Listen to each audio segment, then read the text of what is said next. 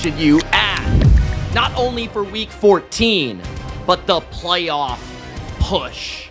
Welcome, football fans and fantasy freaks. It's Mitch here, back with another week of must-add players. This time with a twist. I want to prepare you for the fantasy playoffs. I want to give you players that not only could help you in week 14, but could help you raise the trophy, the banner, and win your fantasy league. So if that sounds good, spike the like button and don't forget to subscribe for weekly fantasy football content.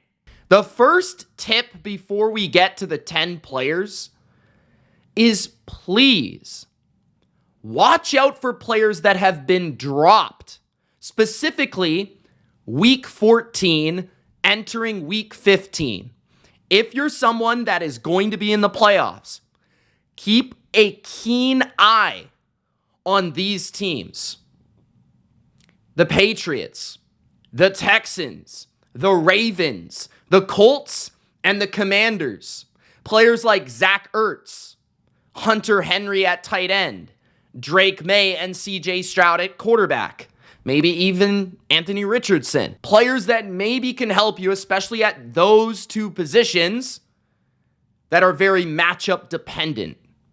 Also, keep an eye out on defenses entering week 15, 16, and 17, and try to prepare yourself for the best possible matchup possible for each and every week during the playoffs, because quarterback, tight end, defense, kicker, those things are all going to matter. They're all points, and they're all going to help you win your fantasy league. Let's get to the players that I think you should add at the quarterback position. Kirk Cousins is a player that I think sets up very well for the fantasy playoffs. And if you have a shaky quarterback position or a player that does not have great matchups, Cousins is somebody that has not been playing particularly well, but could play very well in the playoffs, which is why he's available. Week 14, he has a revenge game against the Vikings. He caps it off the season, the fantasy season, with a revenge game against the Commanders. And in between, he plays the Raiders and the Giants. Now, the last 3 games, he actually has 0 touchdowns and 6 interceptions. But in 2 of those games, he faced the Chargers, 4 picks in 1 game, and the Broncos, 2 of the best defenses in football. Previous to that, he played the Cowboys and the Buccaneers. He had 7 touchdowns in 2 games. So it's very matchup dependent for Kirk Cousins. It has been all year. You're going to get after the Vikings, which he could play well in that game. He knows their personnel. It's a big spot for him personally, right? But after that, playoffs, Raiders, Giants, back-to-back for Kirk Cousins, and then caps off with a potential shootout against the Commanders, a game that the Falcons are going to need to make the playoffs. So I like Cousins if you're shaky at the quarterback position as the first pickup. Our second quarterback that I think you should pick up for one specific matchup is Jameis Winston. Winston, I just witnessed an epic performance on Monday Night Football. Over 400 yards, 6 touchdowns if you include the ones that he threw to the other team, 4 to his own team, and a classic Jameis Winston performance. But that's great for fantasy, is it not? Now, he does play the Bengals in week 16, which, I don't know if you heard, they suck on defense. And they also just allowed 40-plus points to the Pittsburgh Steelers. He's had 300 passing yards in 3 of 5 starts, and the Browns have been a ridiculously high-rate passing team since Jameis has become the starter. So I love Jameis against the Bengals in week 16. And if you have a fringe QB1 or even a good QB that has a bad matchup, Jameis against the Bengals in a potentially 50-47 football game is pretty intriguing. Okay, so I would definitely think about Jameis Winston. We talked a little bit about Drake May. I just want to throw him out there. He does have a very nice matchup against the Cardinals in week 15. And if you do have a position at quarterback where you don't really have a starter and you're playing the waiver wire, You could go Drake May in week 15 against Arizona, in that dome. Then you could go Jameis in week 16, and that could set you pretty well. And then Cousins maybe week 17 on top of that. We're going full circle. At the running back position, the San Francisco 49er backfield we have to discuss. I would say that Isaac Guerendo is obviously the number one running back for the rest of the season for the 49ers. When he has played, he has been very productive. I actually think at times before McCaffrey came back, he was outperforming Mason right at the end of that stretch because I think he was a little bit more fresh, he was a little bit more explosive, and he could hit the home run. And that's what I like about Guerendo. He's got straight line speed, and he reminds me of a younger Raheem Mostert. He's got that just 0 to 60, where in this one cut, zone system, read, and burst, that's what Shanahan likes in a running back. I think Guerendo is going to have some big runs, explosive runs. And I think that's very valuable for fantasy. So regardless of who you have on your team, how loaded your running back position is, he's a must add across all platforms and all leagues. He's an absolute must start, probably as a flex player for the remainder of the season, maybe an RB2 dependent on the roster or the team as well. You also have to think about Taylor behind him, who I'm just going to throw in here as well to the conversation. Jordan Mason went on IR, which opens up Taylor to also be in the mix here. Taylor's a physical runner. He's a power runner. So he takes over, in my opinion, some of the short yardage role, some of the, I think, in between the tackle grinder carries. But you also have to think about Deebo Samuel, who's also going to be heavily utilized, you would think, as a running back for the remainder of the season with the 49ers. And as long as Brock Purdy is the quarterback, I feel like this offense will produce at a pretty high rate for the remainder of the season, especially if they don't run into weather like they did in Buffalo. So I like this backfield a lot. Guerendo number 1, Taylor number 2. Las Vegas backfield, you have to add.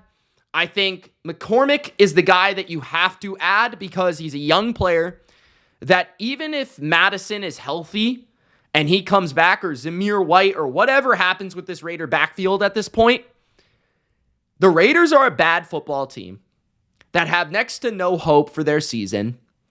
And it kind of reminds me of Zamir White last year. They just kind of said, okay, Zamir, you're the guy. We're going to give you the rock 1,000,000 times a game, and we're going to run you into the ground. And that could be the case with McCormick here, where he's a young player. They drafted a little late, and he's somebody that looked pretty good against Kansas City. Like, looked like a typical first and second down ball carrier in the NFL. Had some really good plays against Kansas City's defense, a defense that nobody's really been able to run the ball against. And McCormick went in there and had a pretty darn good performance. So he finally got his opportunity. And a team that really doesn't have a running back for the future, this is their chance to showcase somebody that could be that, right? So I think McCormick is definitely an add and possibly a start next week.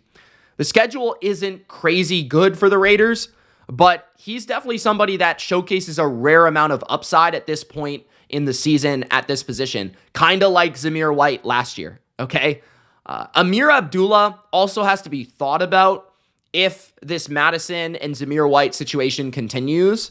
Abdullah is at the very least a change of pace and a pass catcher for this offense, and he can be added if you are very desperate at this position moving forward. I do want to give a quick shout out to Jaleel McLaughlin. He's not one of my 10, but Jaleel McLaughlin was extremely impressive on Monday Night Football. The Broncos running back had 14 carries for 84 yards against the Browns, and he looked extremely explosive, quick, twitchy, and fast, and he looked like the overall best running back for the Broncos.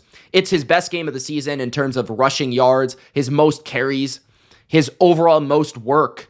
So if Denver is going to give someone the ball moving forward, it would make sense if it's McLaughlin, man. None of the other guys have really shown up. At the wide receiver position, let's begin with Christian Watson of the Green Bay Packers. He plays the Detroit Lions in Week 14. But what's intriguing about Watson for your circumstances right now is in Week 14, there's a lot of buys to receivers. There's buys to Terry McLaurin. There's a bye for Nico Collins. There's a bye for Tank Dell. There's a bye for Zay Flowers. There's a bye for all the Colts receivers. So there's a lot of receivers that are on a bye. And Christian Watson could be available in your league. And when I'm looking at a potential flex with my season on the line, especially if I'm kind of in a tough spot from a bye week perspective in week 14 where I need to win this game, like this is in the scenario where I need to win week 14. I need a player that can explode. I need a player that can have a big game. Christian Watson's about as good as you can get on the waiver wire at this point, right? He played very well against Detroit last season. If you recall, in Detroit against Thanksgiving, yes, it was there in Detroit on Thanksgiving, okay? He had, I think, 2 touchdowns, and he was the best receiver in that football game. And he's looked good recently. Like, he was near the top in terms of receiving yards for the Packers last week. He had 2 catches for 67 yards on 4 targets. Against, Miami. Against San Francisco, he did nothing, but he actually dropped like a 50-yard touchdown that would have been pretty big. And that would have gone in line with, 67 yards, one of the team's leader in receiving yards against Miami, 150 yards on 3 catches against the Bears, and then potentially that touchdown, a long catch, if he just corrals it against San Francisco. So Watson's actually been pretty involved, especially down the field vertically, which gives me the idea that against Detroit, a team that plays a lot of man coverage, a team that is going to test you at the line of scrimmage, that's going to press you at the line of scrimmage, Love's going to have opportunities against this pass rush, and when they blitz, to hit his most athletic, most dangerous receiver down the field, or even on a crossing route where he can separate from the defense and go on yards after catch. We saw that happen with DJ Moore. So Watson is a guy that I feel could be very big in week 14 for teams that really need him to step up if he's available. But moving forward for the rest of the year, I think he could be valuable because Romeo Doubs is currently injured. Wicks doesn't really not feel like he's playing very well. And really, it's been Reed, it's been Watson, it's been Kraft in their individual roles. Reed as that middle of the field crossing route player, Watson as the deep threat, and Kraft as the underneath safety valve. That's kind of been the roles for their team recently. And Love's been thriving because of it. So I think Watson is definitely an option this week and potentially beyond. Nick Westbrook-Akine has to be an option at this point. If he's not already picked up, 8 touchdowns in 8 games is just insane. But the thing about him is he might not be picked up yet. He's not picked up, I think, in either of my biggest leagues, my most competitive leagues, 12-team leagues, full PPR. Like, he's not picked up because of the inconsistency that people perceive him to have because he's so reliant on touchdowns. But at this point, Tennessee is a bad football team, and Westbrook-Akine having 8 targets in a game is enough for me to buy in. 8 targets, 61 yards, 3 catches, 8 touchdowns, him generally being a big receiver that's talented. He also has amazing matchups. So again, if you need somebody to start this week, he plays Jacksonville. If you're a little weak at wide receiver for the playoffs, well, look at his playoff schedule. He plays Cincinnati, Indy, and Jacksonville. It really doesn't get any better than that. And if teams do focus on Calvin Ridley, Westbrook-Akine could have massive weeks to end the season with big-time, big-arm Will Levis just chucking the rock down the field. So, yeah, love Nick Westbrook-Akine for the remainder of the season. I think he might not be consistent, but he'll have a nuclear performance at least once. I know it. I absolutely know it. And the final receiver that is absolutely must add, who I brought up in a previous week or two, is Adam Thielen. He finally had a big breakout game where he actually had the go-ahead touchdown against the Tampa Bay Buccaneers. He had 99 yards. He had 8 catches on 10 targets. And like I said, with Bryce Young in 2023, he had 100 catches. Like, this guy with Bryce Young has rapport. Now Bryce Young's actually playing good football, and Thielen looks like he's back. Like, he's moving down the field. He's getting open vertically as well as underneath. Like, it's not just him catching the ball under 5 yards. So that's really compelling. Plus, he had 3 catches and a touchdown against the Raiders and 3 catches against the Chiefs, which provides that he has a decent floor, even, in the limited sample size that we've seen as a guy that's coming back at an older age from a serious injury. So Philadelphia, Dallas, Arizona, and Tampa Bay is his schedule. I'd avoid him against Philly, but after that, Dallas, Arizona, and Tampa is a pretty nice schedule considering in the finals, he plays Tampa Bay, a team that he just torched. So Adam Thielen could be a flexible player for the remainder of the season. At the tight end position, I have two players to take a look at. Pat Freiermuth of the Pittsburgh Steelers. He has his two highest yardage games back-to-back. He does have a tough schedule. There's no doubt about it. He plays the Chiefs, the Ravens, the Eagles all in a row. He plays the Browns again. But Freiermuth is a guy that is just kind of starting to find his role in the offense, and Russ is starting to trust him. So tight end is a very desperate position. If you need somebody this week, he played the Browns already. He played well against the Browns. It wasn't bad at all. It's worth the start, in my opinion, given what he's done these last 2 weeks, given his past profile of success. I think Russ and him have found a connection. I think that will continue this week in Week 14. So he's more of a Week 14 addition, while Will Dissly of the Los Angeles Chargers, if he's not already picked up, he is under 50% owned, is a player that I would look for in the playoffs. And I think I'd start him as a number one tight end in the playoffs. Why? His schedule. He has Kansas City and Tampa Bay in the playoffs, both bottom 5 against tight ends. I think he plays Kansas City this week, I should say, but he plays Tampa following that. So 2 consecutive weeks where he has Kansas City, then Tampa Bay. 2 bottom 5 teams against tight ends. And yes, teams are going to drop him because he had a donut against the Falcons. But tight end is largely a matchup-dependent position. It's a position dependent on what teams allow your team to throw the ball to, right? And I think there's going to be a lot of pressure on Herbert to throw the ball to somebody other than Ladd McConkey, because teams are going to start to realize that he's the only guy that Herbert really trusts.